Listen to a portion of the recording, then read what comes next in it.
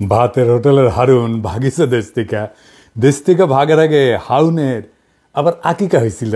আকিকা দিয়ে নাম পাল্টে দিছিল জনগণ, নাম দিছিল হাউন আঙ্কেল।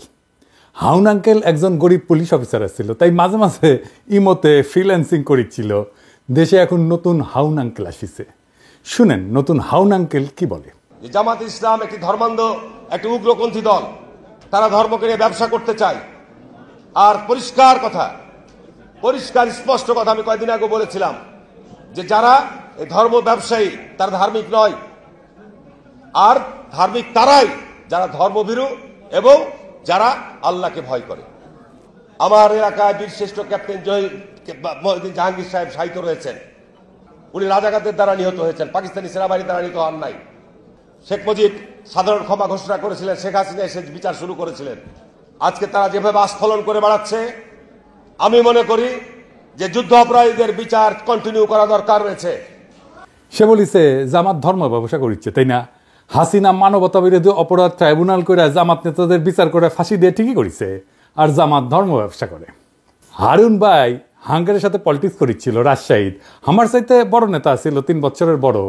ভাই কইয়াই ডাকতাম, যদিও খুব ঘনিষ্ঠতা ছিল না, কারণ উনি বিশ্ববিদ্যালয়ের আমি শহরে রাজশাহী বিশ্ববিদ্যালয়ের 2 জন নেতা শহরের নেতাদের সাথে কাজ করতেন। এক রাগিব হাসান মুন্না আর ছাত্রমৈত্রীর, আর ছাত্রদলের রিজভি ভাই। যাই হোক, হারুন ভাইরে আজ আমি খুব বেশি কিছু কমু না আগের সম্পর্কের খাতিরে, কিন্তু হারুন ভাই আপনি যদি এরকম বেপরোয়া ইন্ডিয়ান লাইনের রাজনীতি চালায় যেতে থাকেন, প্রমিজ আপনারা আমি হাউন আঙ্কেল বানাই দেবো। কেন আপনি ইন্ডিয়ান লাইন পার্সু করিচ্ছেন এটা দেখে দেবো। আপনি কোন আক্কেলে মানবতা বিরোধী অপরাধের সাফাই গাইয়া এটারে চলমান রাখার প্রস্তাব রাখলেন? আপনার নেত্রী খালেদা জিয়া কি বলছিল তার একটা ভিডিও শুনি আগে, আপনারাই শুনাই, বোধহয় শুনেন নাই, শুনেন। 4 দলীয় জোটের নেতা তাদেরকে মিথ্যে মামলা দিয়ে মতিউর রহমান নিজামী, মুজাহিদি, সাইদি, সাইদি, কামরুজ্জামান, কাদের মোল্লা, এদের সবাইকে তারা মিথ্যে মামলা দিয়ে গ্রেফতার করে রেখে দিয়েছে। এইবার আসেন তিনি নানা সময় কি বলছেন সেটা দেখি। জাতীয় সংসদে বিরোধী দল সেই সময় বিএনপির স্থায়ী কমিটির বৈঠক শেষে খালেদা জিয়া বিবৃতিতে জামাত নেতাদের অবিলম্বে মুক্তি দাবি করে বলছেন, জামাতে ইসলামের শীর্ষ 3 নেতা মতিউর রহমান নিজামী, আলী হাসান মুজাহিদ এবং দেলোয়ার হোসেন সাইদিকে গ্রেপ্তারের ঘটনা চরম স্বৈরাচারী পন্থায় রাজনৈতিক নিপীড়নের এক জঘন্য নজির। সুপ্রিম কোর্টের আইনজীবী সমিতির নবনির্বাচিত কর্মকর্তাদের এক সম্বর্ধনা অনুষ্ঠানে প্রধান অতিথির বক্তৃতায় খালেদা জিয়া বলছিলেন, বিচারের নামে প্রহসন এবং বিনা বিচারে আটকে রাখার এক জঘন্য ফাঁদ যুদ্ধাপরাধের বিচারের নামে গঠিত আন্তর্জাতিক অপরাধ ট্রাইব্যুনাল। এই ট্রাইব্যুনালের আইন, বিধি ব্যবস্থা, তদন্ত ও গঠন প্রক্রিয়া কোনো কিছুই স্বচ্ছ কিংবা আন্তর্জাতিক মানসম্পন্ন না। আন্তর্জাতিক মহল থেকে সে কথা পরিষ্কারভাবে বলে দেওয়া হচ্ছে, তবুও সরকার এই বিচারের নামে বিরোধী দল দমনের পথ বেছে নিয়েছে। এমনকি নয়াপল্টনে বিএনপির কেন্দ্রীয় কার্যালয়ের সামনে 4 দলীয় জোটের সমাবেশে খালেদা জিয়া যুদ্ধাপরাধের বিচারের নামে প্রহসন চলছে বলে দাবি করছিলেন। যুদ্ধাপরাধীদের বিচারকে রাজনৈতিক উদ্দেশ্য প্রণোদিত প্রহসন ছাড়া কিছুই নয় বলে অভিযোগ করে খালেদা জিয়া বলছিলেন, প্রধানমন্ত্রী একসময় জামাতে ইসলামীকে পাশে বসায় রাজনীতি করছেন, তখন কোথায় ছিল যুদ্ধাপরাধ? জামাত তখন এত প্রিয় ছিল, আর এখন কেন এত খারাপ হইল? এক সময় তো একসঙ্গে নির্বাচনও করছেন। এখন যাদের যুদ্ধাপরাধের অভিযোগে বিচার করা হচ্ছে তাদের বিচার মানুষ মানে না। বিএনপির ক্ষেত্রে একই জিনিস চলে, জামাতের সাথে রাজনীতি করছেন, ঐক্য করছেন, নির্বাচন করছেন, সরকার গঠন করছেন, এখন জামাতে তো খারাপ হয়ে গেল। তো হারুন ভাই আপনি খালেদার যে চাইতে বড় বিএনপি হয়েছেন, হ্যাঁ? 2018 সালের 900 ভোটের নির্বাচনে বগুড়া সদরের আসনটা ছাড়া, কারণ ওইখানে বগুড়া সদরে কারো কারচুপি করার ক্ষমতাই নাই, আওয়ামী লীগ চাইলেও পারতো না কারচুপি করতে, তাই ওই সিটটা বাদ। ওই সিট বিএনপি পাবেই। বাকি সব আসন যেখানে জাতীয় ঐক্যফ্রন্টের ক্যান্ডিডেট জিতেছিল, তাদের সাথে ইন্ডিয়ার গভীর সম্পর্ক ছিল, তাদেরকে জিততে দিছিল। যেমন ধরেন সুলতান মোহাম্মদ মনসুর, উকিল সাত্তার জিতেছিল না, হারুনও জিতেছিল। আমরা জানতে চাই কেন হারুনের সিট হাসিনা ছেড়ে দিছিল। তো হারুন ভাই যে বলিছে যে জামাত ধর্ম ব্যবসা করে, এটা নিয়ে আলাপ করি। আসেন ধর্ম ব্যবসাকে ডিফাইন করে নি, কাকে বলে। ধর্ম ব্যবসা বলতে বোঝানো হয় এমন একটা অনৈতিক কর্মকাণ্ড যেখানে ধর্মীয় বিশ্বাস, আচার অনুষ্ঠান বা মানুষের ধর্মীয় অনুভূতিকে ব্যবহার করিয়া আর্থিক লাভ বা ব্যক্তিগত স্বার্থ হাসিল করা হয়। এটা শুরু হয় মধ্যযুগে। খ্রিস্ট ধর্মের বিভিন্ন ধর্মীয় প্রতিষ্ঠান 2 ভাবে এই ধর্ম ব্যবসা করত। যিশু যে ক্রুশে ক্রুশবিদ্ধ হয়েছিল, ওই ক্রুশের অংশকে বলা হয় রেলিক বা পবিত্র অবশেষ। এইটা বিক্রি বা প্রদর্শনের মাধ্যমে অর্থ সংগ্রহ করত চার্চ। আর 2 নম্বর হচ্ছে স্বর্গপ্রাপ্তির গ্যারান্টি বিক্রি করার ঘটনা। এইটা প্রধানত ক্যাথলিক চার্চের মাধ্যমে পরিচালিত হইতো। এইটা পরিচিত ছিল ইনডালজেন্স নামে। এমন একটা ধর্মীয় নীতি যেখানে পাপের শাস্তি কমানোর বা মাফ করার প্রতিশ্রুতি দিয়া চার্চ অর্থ গ্রহণ করত। এইখান থেকে ধর্ম ব্যবসা শব্দের উৎপত্তি। জামাত কি হারুনের কাছে কোনো ধর্মীয় পণ্য বেচেছে? হাসিনার গুণগান করতে করতে কাইট হয়ে যাইতো হারুন। দেখেন উন্নয়নের প্রশংসা করতে করতে কাইট। আবার একবার চাঁপাইনবাবগঞ্জে কোন এক ট্রেনের উদ্বোধন করবার যায় নাকি হাসিনা হারুনের খোঁজ করেছিল, সেটা তো একেবারে কাইট হয়ে পড়েছিল। দেখেন, যাই হোক, আজকে হারুনরা আর কিছু কইলাম না, আরেক মাল দেখি। খালেদা জিয়ার উপদেষ্টা ফজলুর রহমান সাহেব, সাবেক ছাত্রলীগের সভাপতি, ওই যে কেন বিএনপি করে বুঝি না, ওই বিএনপির বসে রাজনীতি করেছে আওয়ামী লীগের। ওই খালেদা জিয়ার নাকি উপদেষ্টা। তো খালেদা জিয়া কি উপদেশ দেয়? এইটা সাহেব, ওই যে ওইটা দেখান না, শেখ মুজিব খুব খারাপ লোক কইয়া যে বাণী দিছে সেটা দেখান। এই দেশের সবচেয়ে খারাপ মানুষের নাম হলো শেখ মুজিবুর রহমান। উনি 3রা জানুয়ারি বঙ্গবন্ধু শেখ মুজিবুর রহমান 71 সনে রেসকোর্স ময়দানে মিটিং করে বলল, 6 দফার দাড়ি কমা সেমিকোলন বাদ দিয়ে যদি আমরা কেউ আপোষ করি, আপনারা আমাদেরকে জ্যান্ত কবর দিবেন। সে আপোষ না করে শেখ মুজিবুর রহমান খুব খারাপ কাম করছে। এই খারাপ কাজ করার কারণেই দেশটা মুক্তিযুদ্ধ পর্যন্ত পড়ছে। বঙ্গবন্ধু শেখ মুজিবুর রহমান 25শে মার্চ পর্যন্ত ইতিহাসের ক্যাপ্টেন সে। 1966 সন থেকে 1971 সন পর্যন্ত ইতিহাসের মুক্তিযুদ্ধের ক্যাপ্টেনের নাম হলো শেখ মুজিবুর রহমান। এখানে জিয়াউর রহমান একটা সেঞ্চুরি মারছে নতুন প্লেয়ার হিসাবে। আর যে পাকিস্তানি সুন্দর সুন্দর ছেলেরা আইসা আমাদের সুন্দরী মেয়েরা বিয়া করিয়া করাচি পিন্ডিতে নিয়ে যাইতো, আর আমরা মনে করতাম আমাদের বাগনা বাগনি গুলা খুব সুন্দর হয়েছে। এটা থেকে শেখ মুজিবুর রহমান আমাদেরকে বঞ্চিত করছে। খুব খারাপ মানুষ শেখ মুজিবুর রহমান। শুনলেন তো, এটা বিএনপির নেতা নাকি আওয়ামী লীগের নেতা? আরো শুনেন কি কয়। ছাত্রদের কোনো কন্ট্রিবিউশন ছিল না জুলাই আগস্ট বিপ্লবে, 90% বিএনপির কর্মী। জনতার সেই অবস্থার মধ্যে নিশ্চয়ই বৈষম্য বিরোধী ছাত্র আন্দোলন নামধারী নেতৃত্ব প্রকাশ্যে এবং গোপনে নেতৃত্বের ভূমিকা অবতীর্ণ হয়েছিল, কিন্তু সমস্ত জনগণের 95% ছিল জাতীয়তাবাদী শক্তির সমর্থক এবং বিএনপির নেতা কর্মী। আমি শুধু বলবো, উদাহরণ দেওয়ার জন্য, শুধু যাত্রাবাড়িতে থেকে দাউদকান্দি পর্যন্ত যে লক্ষ লক্ষ মানুষ ছিল, শেষ দিন যে 137 জন লোক জীবন দিয়েছে থানা দখল করতে গিয়ে যাত্রাবাড়ি, এরা কারা? এদের একজন কি ছাত্র ছিল? এদের একজন কি বৈষম্য বিরোধী ছাত্র আন্দোলনের নেতা ছিল, কর্মী ছিল? না, এদের প্রায় 99% লোক ছিল শহীদ জিয়ার আদর্শের কর্মী, খালেদা জিয়া এবং তারেক রহমানের কর্মী। কারণ হাইসানি আসিচ্ছি, এই প্রসঙ্গে আসিচ্ছি। আপনার নেতা মির্জা ফখরুল কি কইছিল আন্দোলন সম্পর্কে? বিএনপি নাকি আন্দোলনে ছিল না। এই যে দেখেন, তার কথা শুনেন। আন্দোলনের সঙ্গে শিক্ষার্থীরা সরাসরি জড়িত, আমরা এই আন্দোলনের সঙ্গে কখনোই সরাসরি জড়িত নই। 90% বিএনপি কর্মী হয়ে গেল। আর দেখেন, ছাত্রদের বিরুদ্ধে কি বিপুল ঘৃণা। সমন্বয়ক নামে 22-23 বছরের ছাত্ররা ডিসির সাথে মিটিং করতে যেতেছে, আর ওনার পুচ্ছে আগুন ধরে গেছে। শুনেন, এখন বাংলাদেশের সব দলের চেয়ে বড় দলের নাম হলো সমন্বয়কের দল। আমি কিশোরগঞ্জে গেছিলাম, যদি 4-5টা ছেলে হাতে ডায়েরি নিয়ে হাঁটে। আমি কেন আসছিলাম? ডিসি সাহেবের সঙ্গে মিটিং করতে আসছি। কোন ক্লাসে পড়ো? কলেজে ফার্স্ট ইয়ারে পড়ি, গুরুদয়াল কলেজে। এইভাবে 3টা জেনারেশন নষ্ট হয়ে যাচ্ছে বাংলাদেশের। কারণ সমন্বয়ক হইলে পরে ফার্স্ট ইয়ারে পড়েই ডিসি সাহেবের সাথে মিটিং করে প্রজেক্ট করা যায়।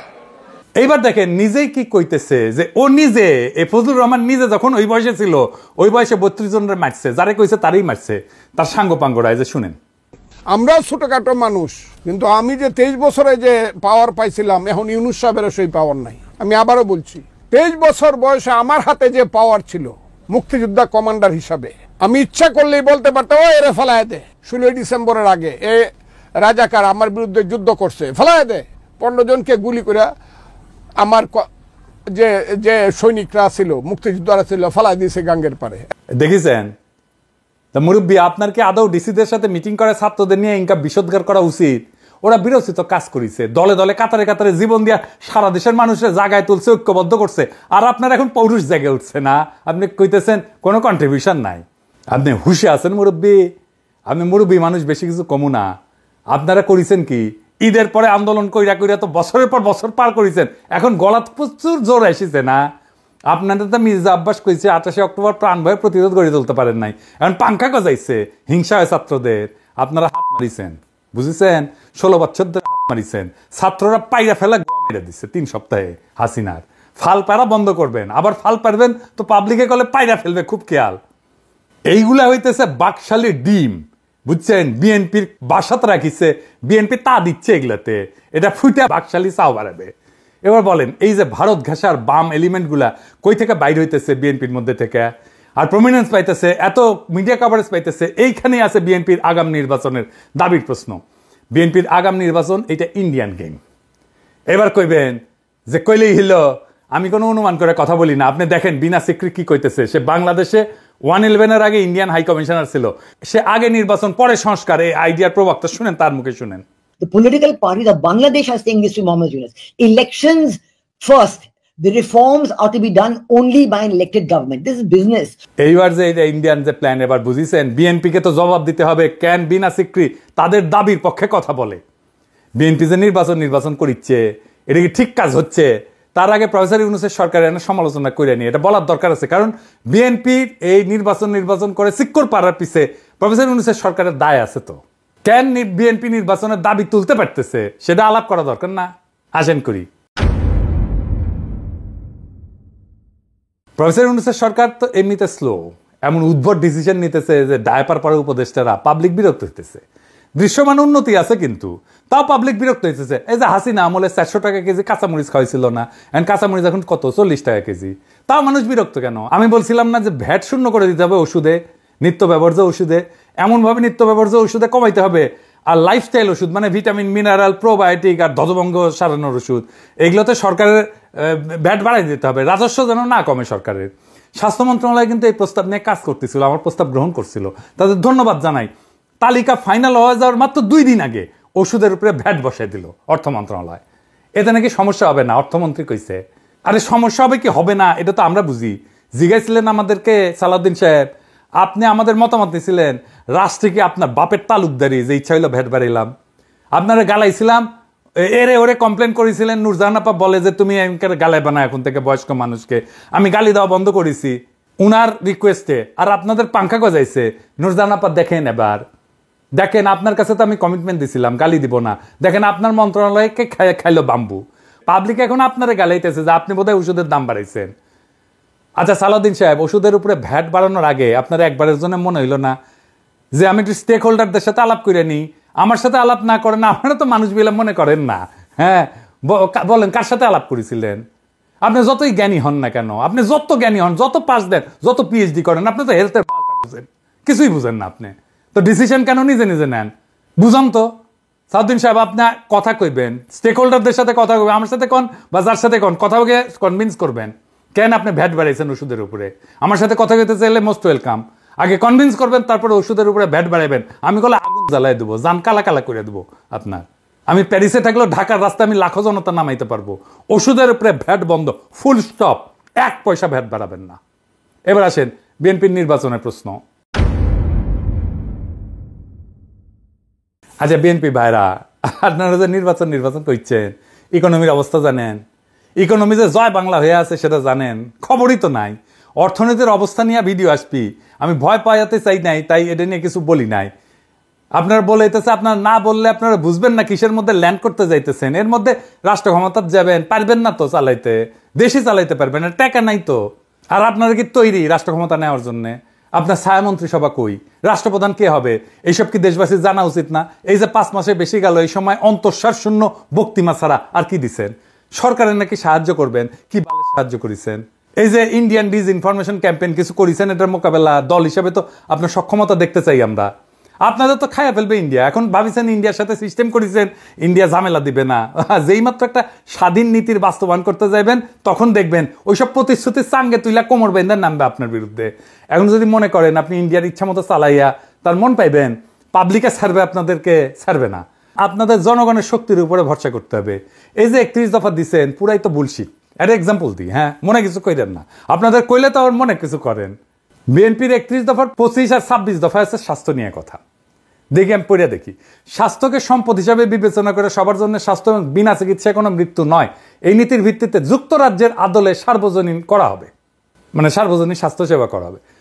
স্বাস্থ্যসেবা প্রবর্তন করে সবার জন্য স্বাস্থ্য কার্ড চালু করা হবে। জাতীয় বাজারে স্বাস্থ্য খাতে জিডিপির 5% অর্থ বরাদ্দ করা হবে। আপনার কি জানা আছে এনএইচএস এর যুক্তরাষ্ট্রের মডেলটা কি? এটা বাংলাদেশের জন্য আসলে উপযুক্ত কিনা? আপনার কোনো ক্রিটিক্যাল সেন্স আছে? আসেন এটা বুঝে দেখি। এনএইচএস এর মডেল বাংলাদেশে চলবে না। এর কারণগুলো হইলো, একটা হচ্ছে অর্থনৈতিক সীমাবদ্ধতা। এনএইচএস এর মডেলটি এটা অর্থায়ন করার জন্য একটা শক্তিশালী এবং ধারাবাহিক রাজস্ব ব্যবস্থা প্রয়োজন। থার্ড ওয়ার্ল্ডের দেশগুলোতে কর আদায়ের হার খুব কম এবং অর্থনৈতিক অবকাঠামো খুব দুর্বল, ফলে এটা সম্পূর্ণরূপে সরকারি স্বাস্থ্যসেবা চালু করার জন্য যে অর্থ দরকার তা সরবরাহ করা সম্ভব না। জিডিপির 5% বরাদ্দ করবেন। ইউকের কত পার্সেন্ট আছে জিডিপির আপনি জানেন? প্রায় 12% জিডিপির। তা আপনি কেমনি করবেন? বললেই হইলো, আপনি ওইদিকে বলতেছেন 5% আর বলতেছেন ইউকের মতো করবেন। বা আপনার কাপড় এতটুকু, আপনি সামনে ডাকবেন না পিছনে ফুটা ডাকবেন, সেটাই তো ঠিক করতে পারেননি। আপনি তো সামনে ডাকলে পিছের ফাঁকা হয়ে থাকবে। এনএইচএস এর পরিচালনার জন্য একটা দক্ষ প্রশাসনিক কাঠামো দরকার। এটা বাংলাদেশের আছে। ইনস্টিটিউশনাল কোনো স্ট্রেংথ আছে বাংলাদেশের? কেন্দ্রীয়ভাবে স্বাস্থ্যসেবা পরিচালনার জন্য যে ধরনের দক্ষতা দরকার সেটা তো বাংলাদেশের নাই। এবং আমাদের স্বাস্থ্যের যে প্রায়োরিটি এবং রোগের প্রকৃতি এবং প্রায়োরিটি একরকম না। এনএইচএস এইখানে নন কমিউনিকেবল ডিজিজ যেমন ডায়াবেটিস, ক্যান্সার, এগুলোকে প্রাধান্য দেয় সিস্টেমটা বানানো হয়েছে। আর আমাদের মতো দেশে এটা কমিউনিকেবল ডিজিজ, সংক্রামক রোগ, এগুলো বেশি। ডেঙ্গু, ম্যালেরিয়া, অপুষ্টি, ডায়রিয়া, টাইফয়েড, এগুলো বড় সমস্যা। আপনি যে বলেছেন সবার জন্য স্বাস্থ্য, ওইটা primary health care. Primary health care NHS এর প্রায়োরিটি না। তো দুইটা একই সাথে করবেন, আবার বাজেট দেবেন 5%, কেমনে করবেন? পারবেনই না। আপনার 5 লাইনের একটা হেলথ স্ট্র্যাটেজি করতে গেলে পুরাই ভুল করেন, তো রাষ্ট্র চালাইবেন কেমনে? আমরা অনেকে বলে যে আমি কেন বিএনপির সমালোচনা করি, কেন জামাতের সমালোচনা করি না। আরে বাবা, এই কথা আওয়ামী লীগেরা বলতো হাসিনার আমলে, কেন বিএনপির সমালোচনা করি না, আওয়ামী লীগের সমালোচনা করি। আমি সেই সময় কইছি বিএনপি ক্ষমতায় আসুক, আমি ঠিকই সমালোচনা করব। জামাত তো ক্ষমতায় আসিচ্ছে না, তো আমার সমালোচনা করার দরকার কি? ও তো রাষ্ট্র ক্ষমতায় বসিচ্ছে না। কিছু মানুষ আছে যারা সবসময় সরকারি দল করে, আর আমি সবসময় বিরোধী দল করবো। কারণ রাজনৈতিক দলগুলো কখনোই জনগণের স্বার্থ রক্ষা করে না, আপনারাও করবেন না। আমাকে তো আমার জনগণের পক্ষে থাকতে হবে। আপনার নেতারা ইন্ডিয়ান ন্যারেটিভ বলতে থাকবে, মুজিব বন্দনা করতে থাকবে, 72-এর সংবিধান করতে কান্দে বুক বাসাবে, আর আমাকে জিন্দাবাদ দিতে হবে আপনাদের নামে। এই আবদার কেন? আমি কি আপনাদের চাকরি করি নাকি আপনাদের দল করি? হাসিনার বিরুদ্ধে অ্যাক্টিভিজমে মিত্র আছিলেন, আমার অনেক অ্যাক্টিভিজম আপনার পক্ষে গেছে, তাই বলে তো এটা মনে করা ঠিক না যে আমি আপনাদের দল করি। সরকার গঠন করতে না করতে দলের সমালোচনা সহ্য করতে পারতেছেন না, তো সরকার করলে কি করবেন? স্যাম্পল তো এখনই দেখাইতেছেন, তাই না? যাই হোক, আপনাদের জন্য আগামী দিনের একটা বার্তা দিই, সেটা মন দিয়ে শুনেন ভাইরা। বাংলাদেশের অসংখ্য সমস্যা, তার কোনো কুইক ফিক্স নাই। আপনার হাতে কোনো ম্যাজিক নাই, প্রফেসর ইউনূসের হাতেও কোনো ম্যাজিক নাই। আপনি ক্ষমতায় যাবেন আর অজনপ্রিয় হবেনই। জান লড়াই দিয়ে কাজ করলেও অজনপ্রিয় হবেন। প্রফেসর ইউনূসের সরকারি কি প্রমাণ না? কি বিশাল জনপ্রিয়তা নিয়ে একটা জাতীয় ঐক্যের মধ্যে দিয়ে ক্ষমতা নিল, আর বেড়াচেরা করে ফেললো কয়েক মাসের মধ্যেই। কেউ তো করাপশন করেনি, তারপরেও বেড়াচেরা করে ফেললো, কোনো করাপশনের অভিযোগ নাই। ইন্ডিয়া আপনাদেরকে দাঁড়াইতেই দেবে না রাষ্ট্র হিসাবে, এটাই ভারতের বাংলাদেশ নীতি। বাংলাদেশে ক্ষমতাবানরা তখনই জনপ্রিয় থাকতে পারবেন যখন আপনি ক্ষমতায় থেকেও সাধারণ নিম্নবিত্তের জীবন জড়াই ধরতে পারবেন, ওটা কাটাইতে পারবেন, সাধারণ মানুষের মধ্যে থাকবেন, সাধারণ মানুষের সাথে মিশবেন, খুব সাধারণ খাবেন, সাধারণ কাপড় পরবেন, আমজনতার সাথে মিশে যেতে পারবেন, তখনই আপনি জনপ্রিয় হবেন। আপনি যেটা পারবেন না, আপনি তো প্যাপু বাঁশি বাজায় গাড়ি নিয়ে যাবেন, গাড়ি ছাড়া চলবে না, পিছে গার্ড থাকবে, মন্ত্রীর বাসা ছাড়া থাকতে পারবেন না। তাই আপনাদের ব্যাপক একটা ইউনিটির মধ্যে দিয়ে যাইতে হবে, আর ভরসা করতে হবে বাংলাদেশের জনগণের উপরে। ইউটিউবারদের উপরে চড়া হয়ে লাভ নাই। হ্যাঁ, ইউটিউবাররা আমজনতার আরো বেশি পছন্দের মানুষ হইয়া উঠতে থাকবে, এইটা ঠেকাইতে পারবেন না। হুদাই ট্রাই করেন না। আপনার দলের বাম, আওয়ামী লীগ আর 72-এর সংবিধান আর ইন্ডিয়া প্রেমীদের ঠেকান। আপনাদের সাথে সম্পর্ক তাইলে রচিত হবে। আমরা তো জনগণের পক্ষ ছাড়বো না। আমরা এমপি মন্ত্রীও হইতে যাইতেছি না, আপনার ক্ষমতার স্টেকও নিতে যাইতেছি না। জনগণের কথা আমরা বলতেই থাকবো, আমরা জনগণের কণ্ঠস্বর হইয়া থাকবো। তারপরে একদিন দেখবেন এই জনতা আবার জাগিছে, আর সেই নবজাগ্রত জনতার পিছে পিছে আছে এই 2 পয়সার ইউটিউবাররা। এই জিনিস যদি দেখতে না চান, তার বদলে আপনারা জায়গা ওঠেন, জনতার শক্তিকে ধারণ করেন, জনতার আকাঙ্ক্ষাকে ধারণ করেন, দেশ এবং জাতি উপকৃত হবে। ইনকিলাব জিন্দাবাদ।